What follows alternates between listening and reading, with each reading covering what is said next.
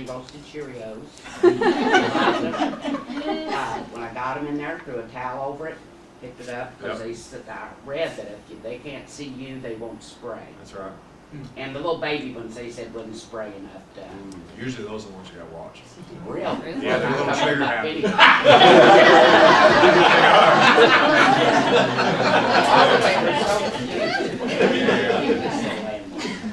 What did you do with them? Drove them down the road, let them loose. So if you don't want to mess with them, you can just come up, make sure you don't startle them. But then I'll have like that piece of rebar or whatever, and I'll open the door and just stick it in there, walk away, and then they'll just kind of come on out. So, but you We're could. stuck down the creek bank You're right right. now. Yep. So that's fine. Yep. Okay. So good. Well, it wasn't water. Okay. If you do happen to get sprayed, though, that's a good kind of home remedy there. I can't remember the gentleman who came up with this. I think he was actually a chemist or new chemistry. So you can't just wash away skunk odor. In fact, you need like oxygen. So people who do this for a living say they've gotten sprayed before, and on the drive home they'll stick their arm out the window, and by the time they get home you can't smell it because that air kind of does something. So that's what the hydrogen peroxide does, kind of like the OxyClean kind of thing. But when you mix this, you got to use it. You can't store it. Okay, that's a no-no. So you got to use it right away from that standpoint. So it works pretty well. Translocation. I heard a gentleman say something about what happens to them when you translocate it. So you got to make the decision that animal. You're going to move it somewhere. You're going to kill it. Okay, and hopefully you thought about that before you trapped it. Okay. Okay. So that's one of the first things you got to do. There's actually been a couple studies done looking at raccoons and squirrels. Raccoons dispersed around, so they didn't hang out where you put them. Okay, there's actually a follow-up study done to that looking at survival, how well do they survive compared to resident raccoons, and the survival was actually pretty good. They also found, though, that raccoons that were removed from structures were much more likely to return to another structure. Okay, so they're kind of, imprinted on that's their tree kind of a deal. Okay, squirrels, they didn't do too well. If you've ever trapped squirrels and everything, they're kind of high-strung and they'll, for lack of a better term, wig out pretty easy. Especially things like the little red squirrels, little piney squirrels, they're real sensitive to trapping. So they don't do too well when it comes to that kind Like of thing. with raccoons, ones like if you caught one in a city setting, like in downtown Louisville, and then took it out to the woods, I always thought that they'd have a hard time adapting, because in the city they're used to eating garbage and getting in garbage cans and stuff. Where in the woods, would they adapt okay that way, or? Well, that lends itself to the study I referred to, where when they removed them from structures and tracked them, they returned to structures. Now, I don't recall if they were removing them, putting them all kind of in a non-urban area, and kind of see where they went from there. It's been a while since I read it. It's probably been about 10 years, so that would, make sense, but I'm not sure. So, let's talk a little bit about laws. When you first see some of these laws, you think, Brian, what in the world, where did these things come from? When you look at our history, though, we've kind of had a history of human-caused declines in a lot of wildlife, water birds, waterfowl, things like that. They used to kill robins and eat the breast. That was kind of a delicacy. American bison used to be millions of them, and we wiped them out to near extinction within a relative short time frame. And some things are extinct. So the passenger pigeon was once the most abundant bird on Earth, with flocks in the billions. Stories of like the skies darkening for hours as these flocks moved across, and we killed them all. Okay, so we can have a pretty dramatic impact on wildlife, and as a result of that, there were several rules and regulations and laws and things like that adopted. One of the biggest and most important ones is the Migratory Bird Treaty Act. This has been around a while, and if you read it, it's unlawful to take, possess, transport, sell, purchase, barter, or offer for any migratory bird, or the parts, nests, or eggs of such birds. Okay, it sounds kind of restrictive, right? Okay, but at the time, people would kill birds just to take a couple feathers that they wanted for hats, which was very fashionable at that time. And so there's a lot of waste, that kind of a thing. And so basically what they're doing is removing any type of a market for birds, the parts of birds, eggs, nests, whatever. Okay? and obviously the birds themselves. And so it's pretty restricted from that standpoint. So by that law, you can't, it's illegal to take an old bird nest and put it in your house for decoration, okay? Or find a bird feather and say, oh, I'm gonna keep that. Can't do it, okay? You're breaking federal law, believe it or not. And they're gonna find you. So, it's, you know, just one of those things. There are exceptions. Rock dove or pigeon, same thing, different names. They are not protected under the Migratory Bird Treaty Act. European starlings are not protected. And house sparrows used to be called English house sparrows. Okay? Why is that? Too many of them. Too many of them? Well, we do have a lot of them. That's not the reason why. They're a nuisance. Nuisance? They are. There's a lot of things that are nuisance. They arrived at, in a way, none of these are native species. They were brought here from outside of North America. Okay? And so they shouldn't be here in the first place, and now we have them, and so we got problems. Okay? So they're not protected. So by law, you can go out and kill as many of these as you want. Okay? You don't have to worry about it, as long as you're not breaking any other law. So, you know, they'll have like bluebirds, you know, they'll have like fake kind of bird nesting boxes that catch starlings and house sparrows, and that basically it's a trap. They go in there and the door closes and you got them. So people that like bluebirds and things like that, they tend to kind of try and do away with some of these things. There are other exceptions besides those species. You can hunt, okay? Canada geese, for example, they're a game species.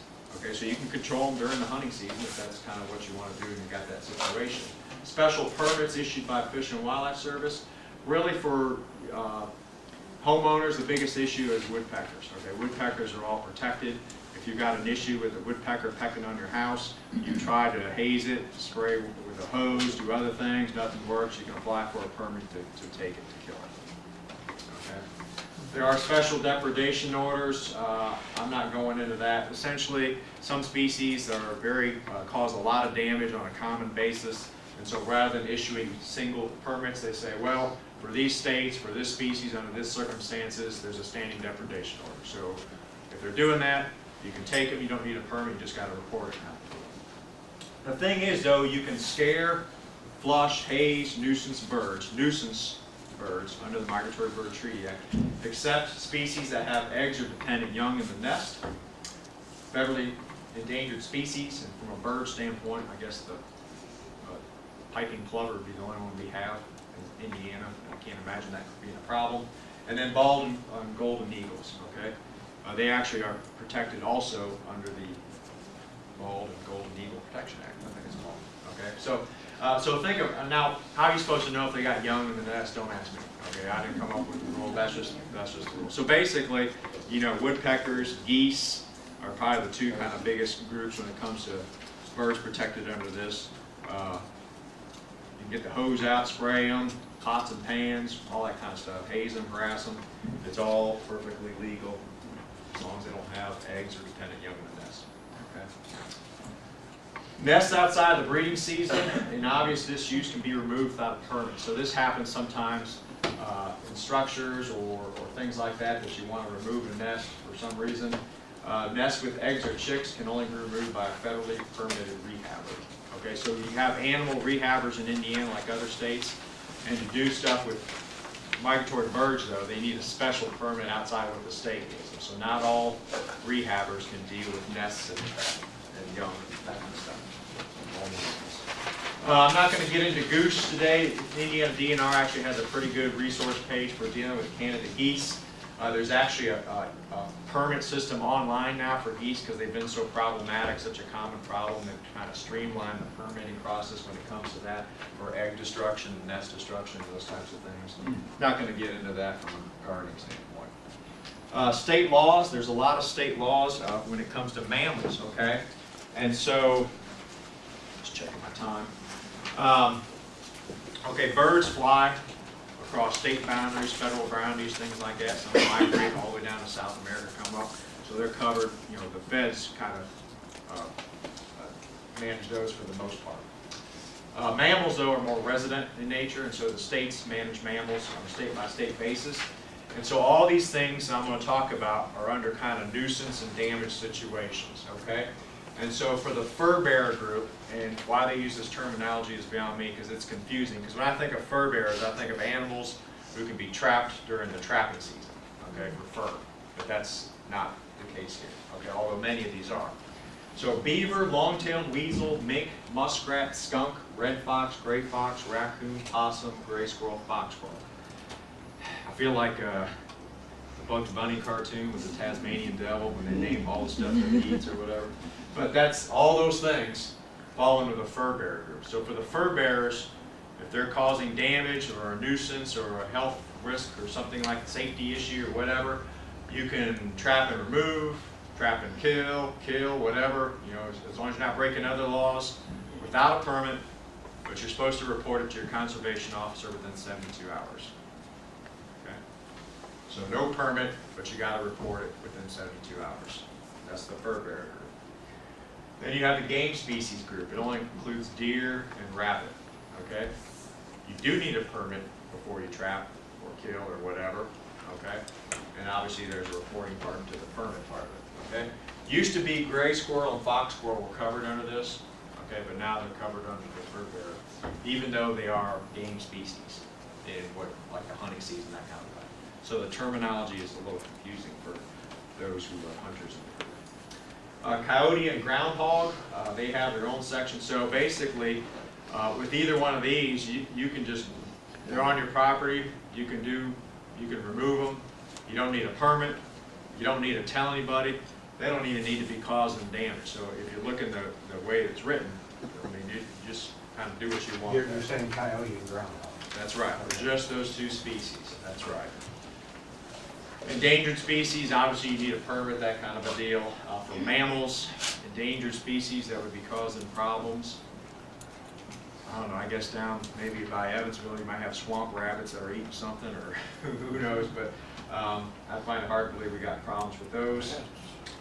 Maybe a mole, star-nosed mole, I guess is a state endangered species that could be, I guess, cause problems. River otter, badger, bobcat used to be state endangered species. They delisted them, classified them each separately, and so they are protected. So they would fall kind of under the permitting deal, similar as those from that standpoint. Although river otter now, they just announced they're going to have a limited trapping season this year. If you haven't heard that. And then you have everything else, okay? Voles, moles, mice, chipmunks, rats, yep, okay.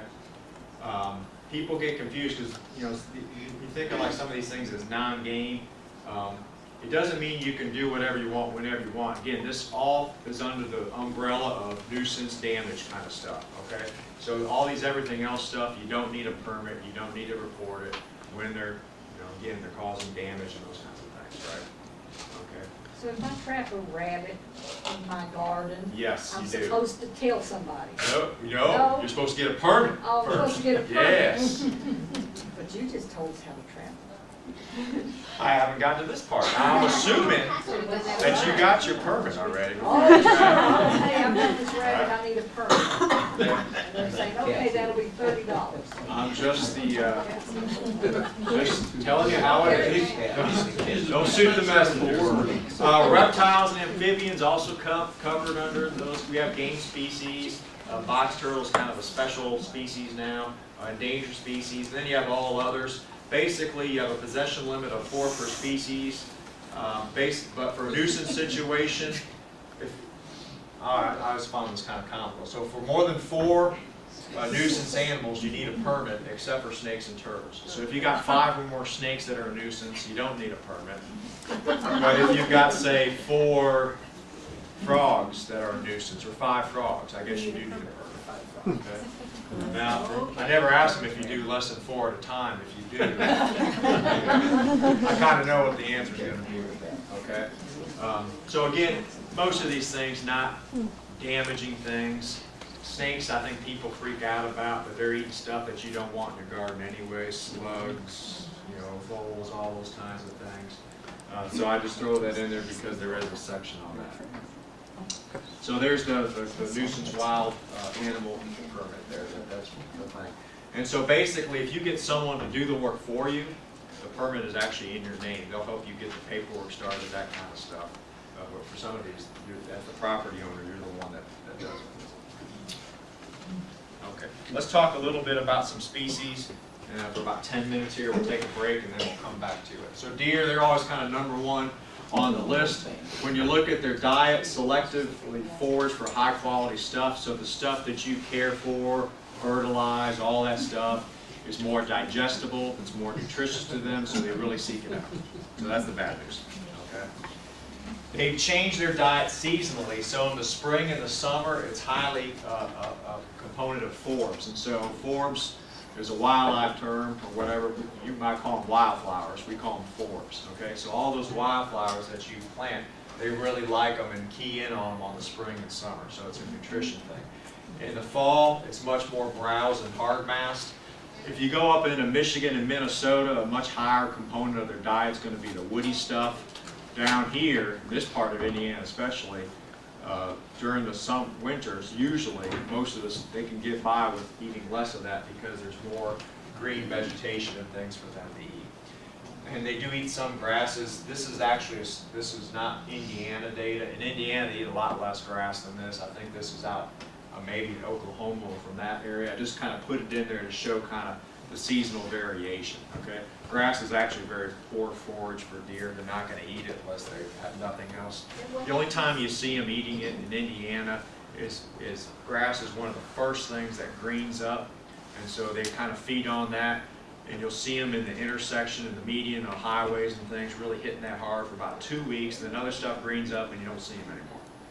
And what was the forbs, what'd you say that? Forbs, wildflower. So forb you can think of, it's not woody, but it's not a moss, it's not a fern, it's just all that other stuff. It's not a grass. Okay. I'm not a botanist, right? So that's the best answer that I can give you. With deer publications and things you see out there for dealing with deer damage, you'll see things in terms of frequently browsed plants or occasionally browsed plants, or those kinds, or rarely browsed, okay?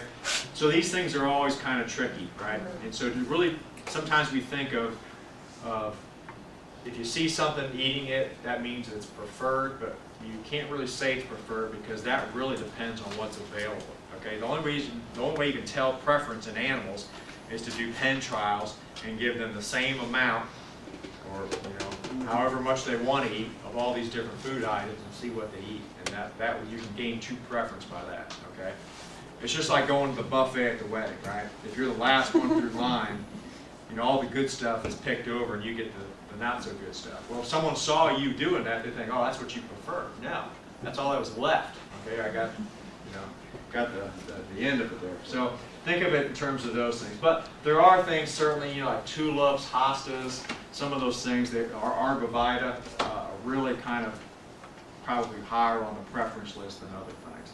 But these are just kind of a few from those kinds of things that have been documented. Deer damage is pretty easy to identify. It's really rough in appearance. Deer lack upper incisors, so when they bite and they pull. They don't just clip it like rabbits and those kinds of things, okay? And so it's always kind of a very rough kind of appearance. Even something like this, you see a little kind of a rough edge there. That's definitely from deer, okay? You can even see it, this is soybeans, but soybeans are pretty succulent at this age of growth, and you can see that rough appearance right there. It's just not a clean 45 cut like you would see with rabbits and some other things. Deer damage to arborvitae there. This is how tall that spruce should be there, so they can do extensive damage. This is actually a whole mess of damage. A lot of it is from deer, some of it is from rabbits, and some of it is from voles. Voles can damage stuff. You'll see hostas that are cut right down at the base, and it's almost looks like they do it just to tick you off, because they just eat just a little bit of it, but then they ruin the whole thing of it. Now, Brian, how true is that? I've always been told that if it's like a variegated plant, you're less likely to want it because it's not as green and lush. Are these? Is that a variegated hosta? Yes. Yes. It does look like it. I find that is the case where These big green succulent ones, especially when they're first kind of just about ready to open up, they just hammer those things. That's right. I don't know why that is. I don't know if there's different chemicals or amounts of chemicals in there that is a palatability kind of a thing from that standpoint. So yeah. This is an oak seedling here. Big damage there. So deer can cause a lot of damage. This is actually rubbing damage. So bucks, when they're getting rid of their velvet in the fall, they like to rub kind of stemmy stuff like this. Conifers are really good for that as well. And so this is actually a young dogwood shrub here, and the bark is pretty thin. It's hard to tell there. I didn't take a great picture of it, but that damage was pretty extensive on that. So that could be a problem. What do we do about it? You can fence, electric fencing. It works pretty good for deer. When you're electric fencing for deer, this is a frightening device. You're not excluding them, okay? A deer can easily jump over that, but the idea is that they've been shot before. It's a kind of a frightening thing. And so in a lot of cases, this probably isn't an option for you, but if you've got large areas to protect, large garden, sweet corn, those kinds of things, these can work pretty good. A single strand fence at 36 inches above ground works pretty good. They'll bait it with peanut butter or something like that. Sometimes people will hang pieces of like a cotton t-shirt on it that you soak in some kind of a lure. That works pretty good as well. But the idea with electric fences, you always see them, they're open. You don't want a deer to kind of brush through something and all of a sudden hit them, because they're going to go right through it, okay?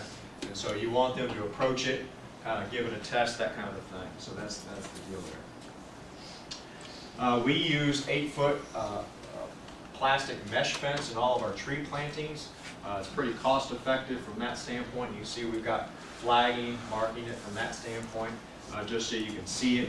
Do weed control on the bottom. Again, these are bigger plantings, so we just do herbicide. If you've got smaller plantings, maybe just a single tree or shrub you want to protect, this stuff can be erected pretty easy. It can be folded, rolled up pretty easily. And so if you're doing something that you're taking down, putting up, I think this could be something that's better than even the big 7-foot woven wire fence that I use, because that stuff is heavy, okay? But I like that too. So the key is, when most fences are breached by deer, they're going to be breached at ground level. Okay, so deer can crawl under little gaps like that. So if you've got uneven ground and you got that fence over, you want to be sure and stake it to the ground. We use J stakes periodically to make sure it's tight to the ground. The biggest issue we have is rabbits. Rabbits can chew through it very easily. And if deer are able to get behind those openings, that's a problem. The flip side to that, it's easy to fix. You can just take a piece and zip tie it back on, and so it's easy to repair from that standpoint. Not the most beautiful thing in the world, and so if aesthetics is kind of something to consider, so be it. There's a lot of kind of privacy fences, more kind of landscaping type fences. Some of these probably aren't going to exclude deer. Like this one is not very high. A deer could easily jump that, but because you got this kind of opening down here, the visual aspect of that might inhibit them. Again, if they can walk around, maybe go to the neighbors, that's something to consider. But most of these kinds of fences really aren't designed for deer exclusion per se. Okay, again, those are pretty expensive kinds of things as well. Good construction to exclude deer, you really need 8 foot or higher. Okay, that's kind of a standard. The bottom is really important as well. You can screen some of these things. Forsythia, red osier, dogwood are both native species, nice looking species, less frequently browsed by deer. Boxwood and American holly are a couple other good ones there. Barberry, that's actually something we don't recommend, so cross that off. Okay, that's an invasive, exotic plant that kind of you can see in woodlands now taking over. Permanent and partial sections. So again, on your property, deer kind of tend to move along certain pathways and areas, and so if you want to, there's some evidence to suggest that excluding part of your property can help funnel them kind of past your property, if that makes sense. Okay? But the thing is, if they're hungry and they're going to have to change behavior to find food, they're going to find it. So that's definitely obviously not 100% effective. Bird netting can actually work to exclude deer from certain things. This is typically used for grapevines and things for birds. Okay, it comes in big rolls, and you roll it over the arbors, and you kind of have it down here, and then you zip tie at the bottom because those birds will go on the ground and jump up through there. So you can see it's kind of rolled around there. This is actually pretty good excluding deer from shrubs, okay? So in the winter time, if you've got issues with deer on shrubs, this might be an option. Obviously, when you do something like this, it's for plants that aren't growing, because you don't want them to grow in there, then you got a big rotted mess. So it's something you have to put out and then remove during the non-growing season. Kind of a hassle. It's a little pricey, not for everyone, just kind of showing it out there. What's the difference between this and this? The bird netting is a little more, the way it's constructed, it's a little more pliable. The other stuff's a little more rigid. Okay. A lot of repellents for deer. Okay, there are usually one or more ingredients of putrefied egg solids, ammonium soaps of fatty acids, capsaicin, which is the hot ingredient in hot peppers. Bitrex is a synthetic material. It was originally developed to put into things so kids wouldn't drink them and get, die like little kids. So like a bitter kind of a tasting. Again, different things work pretty well. I use deer off a lot, but all these other ones work very well. It's more economical to get them in bigger volumes if you can find them, and then they're usually concentrated versions that you can dilute. Works pretty well from that When you're standpoint. using them, don't use your cloth gardening gloves. If you get a windy day and it'll come back and be on those gloves, so wear plastic disposable gloves. Just as a note from experience. Yeah, I mean, some of the stuff is pretty nasty. I mean, it does not smell good, it doesn't taste good. If it's got the hot pepper, gets in your eye, it's a problem, so always do that. I put this in there, and I'm not going to go through these, but just some kind of like more common ones, just some kind of tips or just some kind of points about them. I'm not going to sit here and read them, they're on your handout there from that standpoint. Soap, some people have looked at this from a nursery standpoint. I'm almost done here, I'll take a break.